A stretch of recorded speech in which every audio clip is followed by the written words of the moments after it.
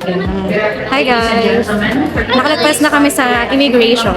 So kasama ko na naman si Ada pag out of the country. Mas madalas ko siyang kasama. Kasi itong babaeng to, ayun yung gumagala ng Pilipinas. Ano siya? Medyo sikat kasi siya sa Pinas. Baka kasi Nagtatago. guys. Nagtatago kasi siya. Tsari.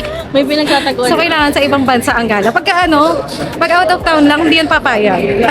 Pasko sa Pinas. Pero success guys, kasi nakalagpas na kami sa IO. We're so happy. Sobrang aga namin sa flight namin kasi talagang pinaghandaan namin to. Bawal malate. Bawal lang yan. Ang bestie nyo ay gagala na naman. Siyempre yung pag-work hard ko, no, mabigyan man lang natin. Kailangan po na, deserve po namin to. Oo, deserve natin gumala. Diyos ko, Deserve na deserve. kailangan natin gumala. Ito po ang reward namin for our hard work. Sana bigyan nyo rin ako ng reward. Send nyo na lang sa Gcash. Charit. Send Gcash. Send Gcash na lang po. Mga pala ang aking kaibigang Pretty. Hindi nyo siya masyadong madalas nakikita sa aking social media. Pero isa talaga siya sa mga nangahatak sa akin sa mga galaan. Ano lang po kami friends na to. Low key. Very low. Nonchalant kasi ito eh. Financial friend. Nakinakabahan sa IO kanina. Nakalagpas naman na Very ka ba? siya. Nahawa siya. Hawa ako sa kaba niya. Hindi ko nga iniisip yung IO kanina, pero pinabahan ako dahil kasama ko siya. Na para bang first time namin. Oo. Kasi parang pinramis namin, pag hindi nakapasok yung isa, hindi na itutuloy. Sayang yung binayad. Sayang. Hi guys. Ayan, nandito na kami sa gate, pero ngayon nag-aantay pa kami kasi maaga pa. Ayan. Meeting. Sana masundan pa ulit yung namin, yung dalawa lang kami na mag-travel. Waiting time! Dalawa lang po confirm.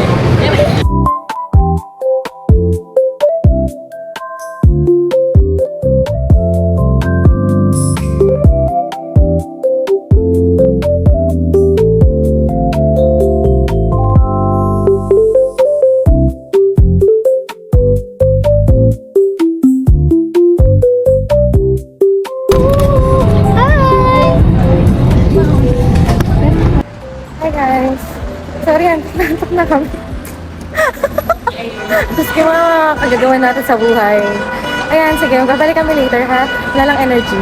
Bye! Guys, nandito pa lang kami sa airport. Gusto na niyang umuwi. Sarili na naman siya sa pagkain. Ang sarap na food. Very good. Ang sarap. Sa mga hindi pa nakakapunta ng Vietnam, I think ma-recommend namin itong Katna. Kasi masarap yung mga food nila. Kaya ito pala yung nakain namin. Ito pa lang ang nakain namin ha, yung tinapay and then itong to. Ang sarap. Nandito kami sa airport pa lang ngayon guys. Kasi papunta kami ng Sapa. And it's already 5:36 ng umaga.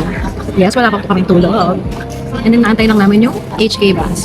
HK bus ang aming binook via Klook para sa sleeper bus. Quality. Hindi ito nag-live niya. Ay, hindi. Kahit na wala nang live, no? Alam niyo yung point dito. Tama ba yung pronunciation? Correct me. Kahit wala siyang sauce.